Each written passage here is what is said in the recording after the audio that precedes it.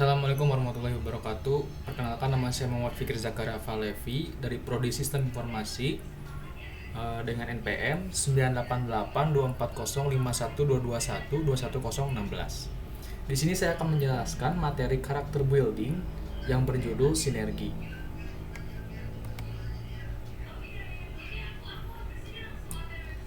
Materi yang akan saya bahas di sini yang pertama adalah definisi dari sinergi, jenis-jenis dari sinergi, sama manfaat atau benefit dari sinergi.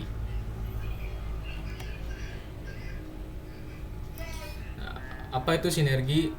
Sinergi adalah suatu bentuk dari sebuah proses atau interaksi yang menghasilkan suatu keseimbangan yang harmonis sehingga bisa menghasilkan sesuatu yang optimum. Sinergi ini berarti bergabung atau bekerja sama akan menciptakan nilai lebih daripada pemisahan atau individual. Dua organisasi yang bekerja bersama menghasilkan nilai lebih ini akan lebih signifikan daripada gabungan nilai masing-masing. Katakanlah nilai setiap perusahaan adalah 2, maka sinergi mereka dapat menciptakan nilai lebih dari 4. Dikutip dari CNBC, berikut ini adalah daftar merger dari 2 perusahaan yang sukses, di mana diantaranya itu adalah Disney dan Pixar. Yang kedua ada Sirius dan XM Radio. Yang ketiga itu ada Exxon dan Mobil. Apakah sinergi itu penting? Pada intinya, sinergi menggambarkan cara bekerja bersama untuk menciptakan hasil terbaik. Meskipun dikooptasi oleh para eksekutif koperasi, istilah ini tidak merujuk ke merger dan akuisisi sebagai aturan. Sinergi tim mengusung ide bahwa keseluruhan lebih besar daripada jumlah bagian-bagiannya dan menerapkan pada kerja tim. Sinergi positif ini memungkinkan semua anggota tim untuk menjadi diri mereka sendiri seutuhnya saat bekerja. Dengan pengalaman hidup, perspektif, bakat, dan gaya komunikasi yang unik. Faktanya, dengan perspektif unik setiap individu, inilah tim mampu menyelesaikan pekerjaan terbaiknya. Dengan mengandalkan kekuatan setiap anggota tim, sekaligus memberi peluang untuk belajar dari satu sama lain, tim dapat bekerja sama meraih pencapaian lebih dari yang dapat dicapai diri sendiri.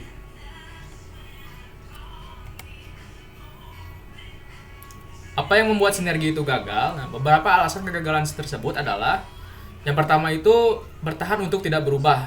Misalnya meningkatkan ketidakpastian tentang masa depan dari karyawan inti. Mereka tidak yakin apakah setelah merger masih dalam posisi yang sama atau tidak. Jika merger menempatkan posisinya dalam resiko, mereka akan cenderung menolak. Yang kedua ada konflik budaya perusahaan. Ini adalah masalah klasik dalam merger dan akuisisi.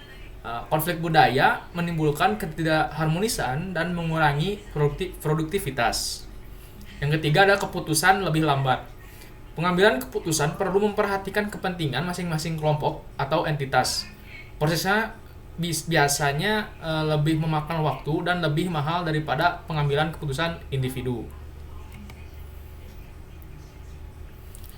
Selanjutnya ada jenis-jenis dari sinergi ya. Sinergi adalah konsep yang menggambarkan bagaimana interaksi dua variabel atau lebih pada satu waktu. Demi mendapatkan hasil yang lebih baik dari hasil yang didapat secara individual, konsep sinergi dapat diterapkan pada banyak bidang kehidupan dan bisnis yang berbeda. Dan berikut beberapa jenis sinergi itu yang pertama itu ada sinergi manusia. Sinergi manusia berkaitan dengan interaksi manusia dan kerjasama dengan manusia lainnya. Dalam hal ini, sinergi biasanya muncul ketika 2 orang atau lebih yang memiliki keterampilan atau kemampuan berbeda saling melengkapi dan bekerja sama. Misalnya, katakanlah si A terlalu pendek untuk memetik apel di pohon, dan orang B juga terlalu pendek. Namun, begitu orang B duduk di bahu orang A, mereka menjadi cukup tinggi untuk memetik buah apel tersebut. Dalam contoh ini, bentuk sinergi mereka ada pada buah apel. Contoh lain juga ada pada kasus 2 politisi yang mana masing-masing mampu mengumpulkan 1 juta suara sendiri Tetapi ketika keduanya bergabung bersama-sama, mereka mampu meraup 2,5 juta suara. Artinya, sinergi yang mereka lakukan menghasilkan 500 lebih banyak suara dibandingkan jika mereka masing-masing bekerja secara independen. Nah, yang kedua ada sinergi perusahaan. Dalam konteks perusahaan, sinergi merupakan konsep bahwa nilai gabungan dan kinerja dua perusahaan akan memberi hasil yang lebih besar dibanding hasil kerjasama secara independen.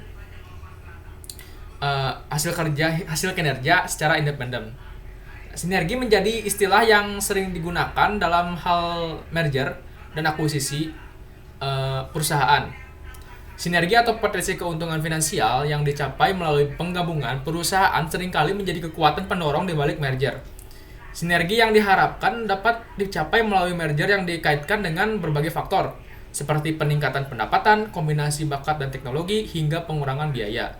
Selain melakukan merger dengan perusahaan lain, suatu perusahaan juga dapat menciptakan sinergi dengan menggabungkan produk atau pasar. Seperti saat satu perusahaan melakukan cross-selling produk perusahaan lain untuk meningkatkan pendapatannya. Nah, perusahaan juga dapat mencapai sinergi antara departemen yang berbeda dengan membentuk kelompok kerja lintas disiplin, di mana tim bekerja sama secara kooperatif untuk meningkatkan produktivitas dan inovasi. Nah, yang ketiga ada sinergi perekonomian. Aksi sinergi pada pelaku ekonomi terletak pada kedalaman fenomena ekonomi tersebut, yang mana aksi sinergi tersebut memberikan dimensi berbeda pada daya saing, strategi, serta identitas jaringan yang menjadi senjata inkonvensional yang dimiliki oleh mereka untuk mengeksploitasi potensi sistem ekonomi secara mendalam. Jaringan sinergi menjadi bagian terpadu dari sistem ekonomi yang melalui fungsi koordinasi dan pengendalian dari tindakan yang dilakukan dalam kesepakatan sinergi. Nah, jaringan yang mendorong tindakan sinergi dalam konteks ekonomi terbagi menjadi jaringan sinergi horizontal dan jaringan sinergi vertikal. Yang terakhir ada manfaat dari sinergi. Sinergi sering melibatkan dua entitas atau bagian dari sumber daya atau kemampuan yang saling melengkapi. Ini kemudian membawa manfaat timbal balik, terutama ketika kerjasama atau kegiatan mendukung tujuan yang sama. Secara umum, sinergi menciptakan nilai tambah dan memungkinkan pengembalian yang lebih tinggi. Nah, di sini terdapat 7 manfaat dari sinergi. Yang pertama itu adalah penghematan biaya. Misalnya, produsen dapat mengurangi biaya membangun jaringan distribusi dengan mengakuisisi distributor. Yang kedua, peluang pertumbuhan. Perusahaan internasional sering berkolaborasi dengan perusahaan lokal untuk meraih peluang pertumbuhan. Mereka kemudian membentuk usaha patungan. Nah, yang ketiga ada posisi pasar yang lebih kuat. Perusahaan mengakuisisi perusahaan yang memproduksi produk lengkap. Akuisisi ini memungkinkannya untuk memperluas penawaran produknya. Akibatnya, itu bisa menghasilkan lebih banyak pendapatan daripada yang biasa mereka lakukan secara mandiri. Yang keempat ada meningkatkan posisi tawar. Tidak hanya untuk pemasok, tetapi juga untuk pelanggan. Yang kelima ada kompetensi yang diperkuat.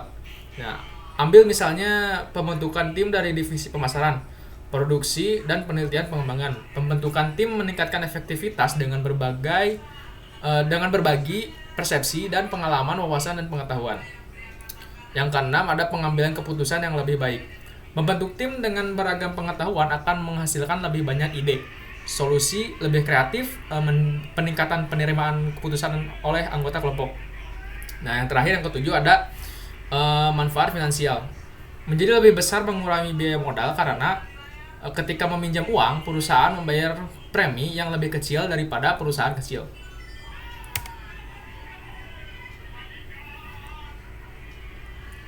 Nah, di sini ada sedikit quotes dari Mark Twain, itu sinergi the bonus that is achieved when things work together harmoniously. Sekian saja presentasi dari saya. Mohon maaf bila ada kesalahan kata atau salah-salah berbicara. Billahi taufiq wal hidayah. Terima kasih. Billahi taufiq wal hidayah. Wassalamualaikum warahmatullahi wabarakatuh.